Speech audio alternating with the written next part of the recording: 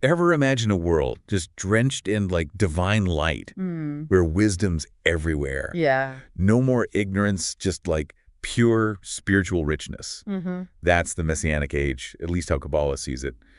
And today, well, we're going deep into that. You know what's really interesting? What's that? It's not just like sitting around waiting for this age to happen. Right. Kabbalah says we're actively part of making it happen. Right. That's different from a lot of, end of times ideas. Yeah, for sure. And to help us unpack all this, we've got Rabbi Philip S. Berg's book. Initiation à la Kabbalah. Exactly. A real window into Jewish mysticism. It is. But before we go too far, maybe we should back up. Okay. What exactly is Kabbalah? Someone hearing this for the first time might be a little, Mystified. Exactly. Well, the word itself kind of hints at it. Kabbalah means receiving in Hebrew. Oh, interesting. So it's about getting this deeper understanding of, the universe, where we fit in. We go into the hidden meanings of the Torah, all those spiritual forces, the blueprint of how we connect to, the divine. So it's not just knowledge, right? It's like a whole shift in how you see things. You got it. Kabbalah is a framework. It's spiritual growth, tools for transforming yourself, like how to live a more meaningful life, a roadmap to the divine energy and everything. I like that, a roadmap. And speaking of guides, can't talk Kabbalah, especially the Messianic age, without Rabbi Shimon Bar Yochai. His story is pretty wild. Yeah, for sure. So he was this scholar, 2nd century CE, got in trouble for speaking out against Rome. That's right. Had to hide, ended up in a cave with his son. For 13 years. 13 years. Just studying the Torah, having these intense spiritual moments. Makes you wonder what kind of insights come from being alone like that. Well, what came out of those 13 years was honestly revolutionary. The Zohar. The book. Yep. Rabbi Shimon's mystical teachings, the foundation of Kabbalah. So the Zohar is basically a record of what went down in that cave, his experiences, insights, all that. And a big part of it is about the Messianic age. Rabbi Shimon didn't just see it as some future event, but a total transformation of consciousness. Global shift toward unity, peace, and spiritual, enlightenment. Now we're talking. Yeah. So what exactly did he teach about this Messianic age? How would all this transforming actually happen? Picture divine light, wisdom, just flooding the world. Okay. Every little corner is illuminated. Creation gets infused with this spiritual richness, like pureness everywhere. Ignorance, which Rabbi Shimon saw as the root of all suffering, gone. Radical change. Totally different from, the limits and conflicts we deal with now. Powerful imagery for sure. But this divine light filling the world, does that mean God changes somehow? Interesting question. Rabbi Shimon addresses that in the Zohar. He talks about a new divine emerging. A new divine, like replacing God? No, not replacing. It's more like how God shows up in the world changes, fundamentally. So not a new God, but a new way of experiencing God. You got it. This new divine shines light on the hidden stuff in the Torah, makes its wisdom open to everyone, like suddenly seeing all the colors you couldn't before. Humanity gets a spiritual upgrade then, right? Like, we can connect to the divine better. Yeah, great way to put it. And with that upgrade comes this moral, intellectual awakening. Humanity sheds the blinders of ignorance. We enter an era of understanding and empathy we've never seen. A collective awakening, huh? That's really something. But what does it, actually look like? How would life be different in this world full of divine light? It's a change that touches everything, how we connect with each other, how we see ourselves in the universe. One big shift Rabbi Shimon talks about is how we use our energy. Energy shift. Okay, tell me more. How would our energy be different in this Messianic age? Think about it. Right now, even when things are good, so much of our energy goes to dealing with the material world. Yeah, chasing success, wanting security, all that. Exactly. Wanting more stuff. But in the Messianic age, that focus on material stuff lessens. Because our connection to the divine source of energy, that gets stronger. So we're less reliant on, the outside world to make us happy? We find it from within? Precisely. And that shift also affects how we learn. The Zohar, which used to be hidden, becomes central to Jewish study. It reveals those deeper meanings in the Torah.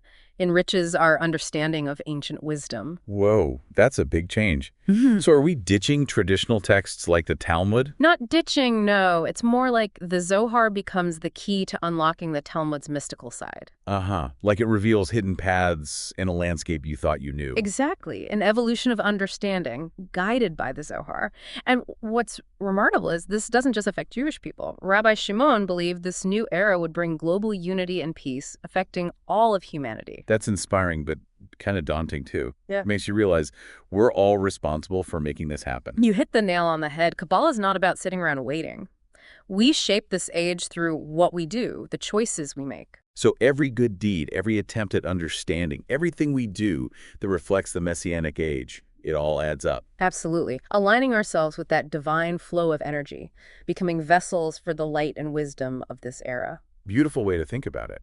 But if we're talking about consciousness transforming completely, globally, wouldn't there be some pretty obvious signs? Like, how would we know it's happening? Many have asked that, and Rabbi Shimon does offer some insights into the signs accompanying this era. A major one is a profound shift in how humanity relates to truth. What do you mean by that? How would we understand truth differently in the Messianic age? Right now, our view of truth is, well, fragmented, limited by our own perspectives, biases. Yeah, we see the world through a narrow lens, creates misunderstandings, conflict, division. Exactly. But in the Messianic age, Rabbi Shimon says divine wisdom floods in. It reveals the true nature of reality, shows us how everything is connected. Imagine seeing past those limited perspectives, perceiving the unity that binds us. Like, everyone suddenly sees the world in high def. Details and connections pop out that were invisible before. Great analogy. And with that clarity, a lot of the conflicts plaguing humanity, they just fall away. Because we see the bigger picture. Understand that harming one harms all. Benefiting one benefits all. Exactly. This shift triggers a moral awakening. We collectively realize our well-being is tied to everyone else's and the planet's. Now, that's a world worth fighting for. But honestly, is such a transformation even possible? Humanity's got a long history of conflict, you know. Can we really expect it to just vanish? It's definitely challenging, but Kabbalah teaches that we have the potential for profound change within us. We each carry a spark of the divine. And by nurturing that spark through spiritual practice, through kindness and compassion, we contribute to the shift that makes the Messianic age possible. So no outside force is going to save us. It's about actively participating in our own liberation and the world's. That's the heart of it. The Messianic age isn't destiny, it's potential. We have the power to create it. Wow, that's empowering. Even the smallest acts of kindness, the choices we make daily, they can contribute to something much bigger. Absolutely. And the Zohar doesn't sugarcoat it. Bringing about this era won't be easy. Well, that's reassuring. I thought I was missing something. What kind of challenges are we talking about? What stands in the way of this transformation? A big one is our own resistance to change. We humans are creatures of habit. Letting go of old ways of thinking and behaving, that's tough. Can't argue with that. Change is scary, even when you know it's for the best. But what exactly needs to change?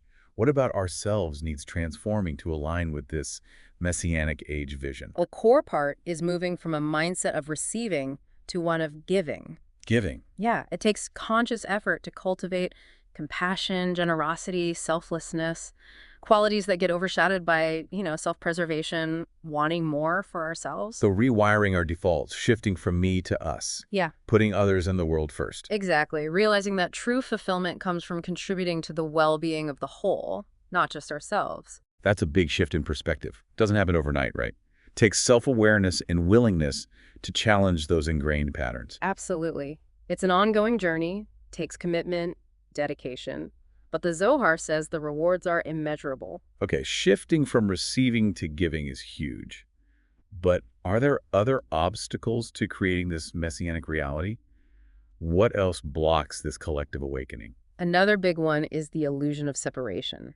We see ourselves as individuals disconnected from each other and the world. That sense of separation causes a lot of the conflict and suffering we experience. Yeah, you can see how that mentality leads to problems. Yeah. If we think we're fundamentally separate, it's natural to put our own needs above others, leads to competition, that scarcity mindset. Right. But the Zohar says that separation is an illusion. The truth is, we're all interconnected, part of a single unified consciousness. Like threads in a tapestry. Each one contributes to the whole, even though we only see our own little strand.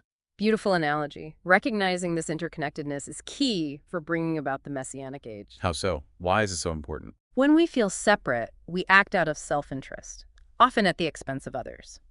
But when we understand we're all connected, we naturally start acting with more compassion, understanding. We want what's good for everyone. So expanding our compassion, realizing that harming one harms all, and benefiting one benefits all. Exactly. It's about shifting from me versus them to us. We're all in this together. Makes sense. But practically speaking, how do we bridge that gap, move from feeling separate to experiencing unity? One powerful tool is empathy. Seems like a good place to start. If we can truly understand and share the feelings of others, it's harder to see them as separate or different. Exactly. Make a conscious effort to see the world through someone else's eyes, understand their experiences. That's how we start breaking down those walls. Stepping outside our own limited view, expanding our compassion to include everyone. Precisely. And the more we practice empathy, the more we experience that shared humanity that connects us all. And that shared humanity is what we need to build a peaceful, harmonious world. Absolutely. Remember, this shift isn't just about people. It's about our relationship with the planet, with nature, with all creation. Recognizing that everything's interconnected, not just us humans. Exactly. And this is where the Kabbalistic idea of tikkun olam comes in. Tikkun olam, repairing the world, right? Right. I've heard the phrase, but I'm not sure I really get it. It's a central idea in Jewish thought, and in Kabbalah it becomes even more significant, especially when talking about the Messianic age. So it's not enough to just focus on our own spiritual growth. We have a responsibility to actively work towards healing the world. Exactly. Every act of kindness, every effort to create a more just and sustainable world, it all contributes to tikkun olam. So our actions need to match our intentions. We need to live the principles of compassion and unity in our everyday lives. That's a beautiful way to put it. It's realizing we're not just observers in this world, we're active participants. And we choose whether the story is one of separation and suffering or unity and healing. And the Zohar emphasizes that tikkun olam isn't just about fixing external problems, it's also about healing the fragmentation within ourselves. So it starts with us. We heal ourselves to heal the world. Exactly. When we heal our own internal divisions, cultivate compassion and understanding within, we radiate that energy outwards. Like we become channels for that divine light and healing energy of the Messianic age. You could say that. Embracing tikkun olam, we become active participants in bringing about the Messianic age, not just for ourselves, but for everyone and the planet. It's a remarkable vision. Gives me hope that even with all the challenges in the world today, there's a path towards a more unified, peaceful future. But I have to ask, if the Messianic age is all about unity and peace, what happens to those who don't participate in this transformation? Are they left behind? Do they miss out? It's a question Kabbalists have debated for centuries. One common interpretation is that everyone ultimately benefits from the Messianic age, even those who haven't actively helped bring it about. That's interesting. Why would that be? Why would those who haven't embraced this transformation still benefit? The influx of divine light and wisdom is so profound, so transformative, it uplifts everyone, even those resistant to change, like a rising tide lifting all boats, whether they're rowing or not. A universal redemption, then. Barriers that separate us from each other in the divine dissolve. Everyone gets to experience unity with the Creator. That's the idea. It reflects the boundless compassion and love Kabbalah attributes to the Creator. Nobody's excluded from that embrace. That's reassuring. Speaks to the power of this vision. It's a reminder that even when we struggle, fall short, there's something greater guiding us towards wholeness, unity. Beautiful insight. It captures the essence of Kabbalah's message of hope and redemption. This whole conversation has been incredibly insightful, but I can't help but wonder about the practical side of life in the Messianic age. We've talked about these huge spiritual and energy shifts, but what about everyday stuff? Does the Zohar offer any insights into how our daily lives might change? It does, and this is where Rabbi Shimon's teachings get really interesting. He suggests that even things like our physical needs and desires will be transformed in the Messianic age. Now you've got my attention. Tell me more about this transformation of physical needs. What would that actually look like? Now you've got my attention. Tell me more about this transformation of physical needs. What would that actually look like? Imagine a world where, possessions just don't have that same hold on us anymore. We're not constantly chasing after more, more, more. Hold on, are we talking about some utopia where everyone gives up all their stuff and lives a super simple life? Not exactly. It's not about rejecting material things altogether, but more like Our relationship with them changes. So it's not about what we have, but how we feel about it. Exactly. The Zohar talks about a state of abundance in the Messianic age. Everyone's needs are met without the struggle or competition we see now. But how's that even possible? Resources are limited, right? That's how we think now, yeah. A scarcity mindset. But Kabbalah says true abundance comes from connecting to the Creator's limitless energy, not from clinging to what's finite. So tapping into a different source of energy, something Huh. beyond the physical world. Exactly. And when we align with that source, when we shift from scarcity to abundance, it affects everything around us. So it's a collective thing, not just individual. Oh, yeah. It changes the actual fabric of reality. Powerful way to put it. And this shift shows up even in the most ordinary parts of life in the Messianic age. Like what? Give me an example. Well, even the way we eat changes. According to the Zohar, Eating.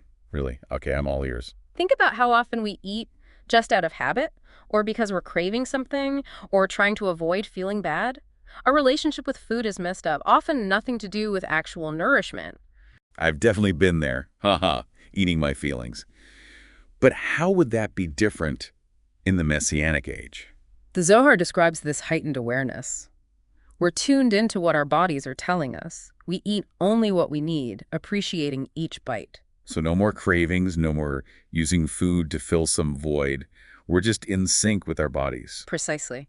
And because food isn't a distraction or something we do in excess, it becomes a way to connect with the divine energy that keeps us going. That's pretty profound. I can see how that shift would change how we feel about ourselves and the world around us. It's about realizing that even simple things like eating can be a way to connect spiritually if we're mindful and intentional about it. This has been eye-opening for sure. But how do we square all this mystical stuff with, the world as it is? There's so much suffering, conflict, injustice. How can we even imagine all that just disappearing? That's the question, isn't it? And the Zohar doesn't pretend it's easy. It acknowledges the darkness, but reminds us we have a choice in how we react to it.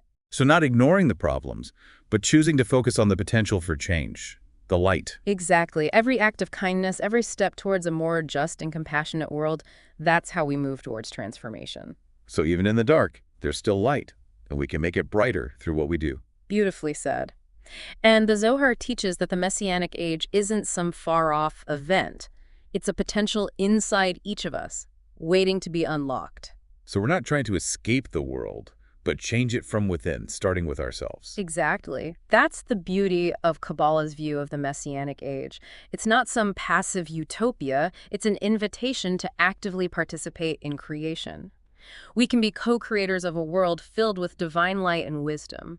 This whole deep dive has been incredible. Really changed how I think about the Messianic age and my own part in it. Glad to hear it. And remember, this is just the start. Kabbalah has so much more to offer. Well, I guess we'll have to do another deep dive sometime, but for now, I think it's time to leave our listeners with something to think about. If the Messianic age isn't a destination, but a journey, a constant process of transformation and awakening, what can you do today to bring those principles into your life? What choices, big or small, can help you align with this vision of a world filled with divine light and abundance? We encourage you to explore those questions and find your own path towards creating a world that reflects the beauty and harmony of the Messianic age. Until next time, may you find inspiration and guidance on your journey.